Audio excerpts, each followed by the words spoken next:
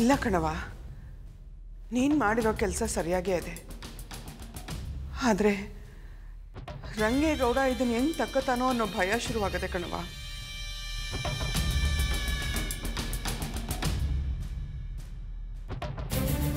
ಪಾಪ, ನಿಮ್ಮಿಬ್ಬರ ಮಧ್ಯೆ ಈಗಿನ್ನೂ ಸಂತೋಷ ಅನ್ನೋದು ಶುರುವಾಗ್ತಿತ್ತು. ಯಾರು ಕಣ್ಬಿತ್ತೆ ಏನು, ಈಗ ಅದಕ್ಕೆ ಕೂತು ಬಂದಿರಂಗದೆ. ನಮ್ಮ ರಂಗೇಗೌಡ ಎಲ್ಲಿ ನಿನ್ನ ಮ್ಯಾಗ ಮುನಿಸ್ಕೊಂಡು ನಿಂತಾವು ಮಾತು ಬಿಟ್ಬಿಡ್ತಾನೋ ಅಂತ ಚಿಂತೆ ಆಯ್ತಾಯ್ತೆ ಕಣವ.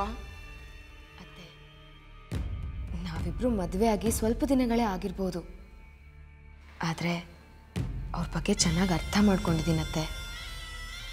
ನೀವೇನೂ ಯೋಚನೆ ಮಾಡಬೇಡಿ. ನಿಮ್ಮ ಸಂತೋಷಕ್ಕೋಸ್ಕರ ನಾನು ಹೀಗೆ ಮಾಡಿದೆ ಅನ್ನೋದನ್ನು ಅವ್ರಿಗೆ ಅರ್ಥ ಮಾಡಿಸಿದ್ರೆ ಅವ್ರು ಖಂಡಿತ ನನ್ನ ಮೇಲೆ ಕೋಪ ಮಾಡ್ಕೊಳ್ಳೋದಿಲ್ಲ. ಯೋಚನೆ ಮಾಡಬೇಡಿ ಅತ್ತೆ.